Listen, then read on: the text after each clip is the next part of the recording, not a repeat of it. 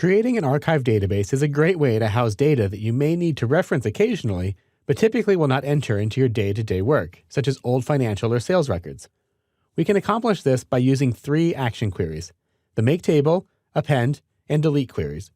Before we get started, make sure you have a backup of your database safely stored away. So let's take a look at how we can create an archive database of some of our older orders. I'm going to go to the Create tab, and I'll create a new query in Design View. I'm going to go ahead and add our orders table and close the Show Table window. Now what I want to do is archive all of the records that are more than 2 years old. I'm going to double click on this asterisk character, which is a shortcut way of adding all of the fields into my query. Now I need to specify the criteria. I only want the records that are more than 2 years old. In order to do that, I'm going to double click on order date to add that to the second column here. Now we can add in our criteria. I'll right click here and say build. For the criteria, I'm going to use a date add function. So in fact, I want all the records that are less than or equal to, and then I'll go into our functions, our built-in functions, our date and time functions, and date add. Date add will allow us to add or subtract a number of years, months, or days from a specified date. In this case, I want to subtract 2 years from the current date. To do that, the interval I'll change to a quotation mark, 4 Ys to specify years, and then a closing quote. The number that I want to add here is -2. That'll actually subtract 2 years from whatever date I feed it here. And to get today's date, we just use the date function. I'll type in the word date, an open parenthesis, and a closing parenthesis. So now I'm looking for all of the records that are less than or equal to a date that's 2 years in the past from today's date. Let's go ahead and say OK. If I go ahead and run this query now, and keep in mind we're still in the select query mode, we haven't changed our query type, I can go ahead and press the run button to see all of the records that selects. And if I scroll through here, I'll see that all of these records are more than 2 years old. If I go down to the bottom, here's the most recent record here. And that's still 2 years ago from today. Let's go ahead and go back into Design View.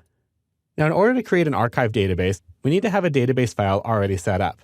In the Exercise Files folder, in the Chapter 8 folder, I've already got a database set up called Kinetico Archive. If I double-click on it to open it, we'll see that it's completely blank. There aren't any tables or queries or forms or anything inside of it. Here's where I'm going to archive my old orders. Let's switch back into my main database here, and we'll go ahead and change our query into a make table query. This will make a new table to archive our orders inside of the archive database. Here in the make table window, it's going to ask me if I want to create a new table in the current database or another database. I'm going to choose another database and then browse out to my Exercise Files folder on the desktop, in my Exercise Files, and in my Chapter 8 folder, and I'm going to select that archive file here. Let's go ahead and say OK.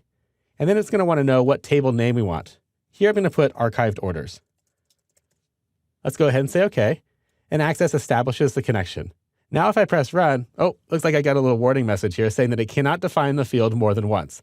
The problem here is that I've got this order date field here that I'm applying the criteria from, but it's also actually incorporated into this orders.star field here. This means everything from the orders table, which includes that order date column. So that's why I've got order date twice.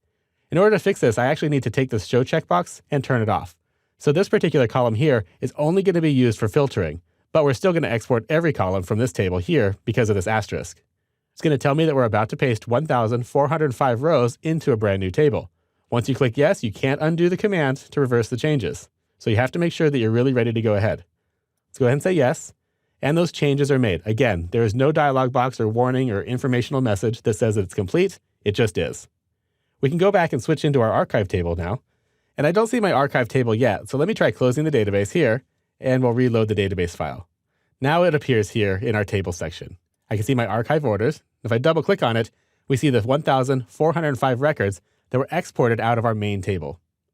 Let's go back into our main database. So once you're confident that your data has been archived successfully, it's a simple matter to convert your make table query into a delete query to remove the records from the current database that you just archived. We don't want to store 2 copies of every record, here in the main tables and in the archive tables. Because the structure of the query is going to be exactly the same, only the type of query is changed. Changing from one type directly to the other ensures that the records that you delete are exactly the same as the records we just copied. So I'm just going to switch this over here to a delete query right here.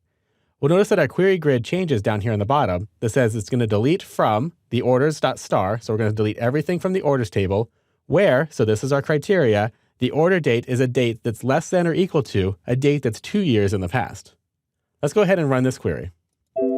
It's going to tell me that we're about to delete 1,405 rows from the specified table. Again, there's no undo to this, so make sure that you're ready to go. Let's go ahead and say yes, and those records are deleted from the table. If we try running it again, we'll see that we're about to delete 0 rows. That's because the records that apply to this particular query have already been removed from the data tables. Okay, let's go ahead and say no, we don't want to run this now. So now that we've made our archive orders table in the archive database, any future exports from the main database will use an append action query instead of make table. In order to create an append query, all we need to do is change our type over here to append. This will add records to the end of an existing data table. Once again, we can choose whether we want to use a current database or another database.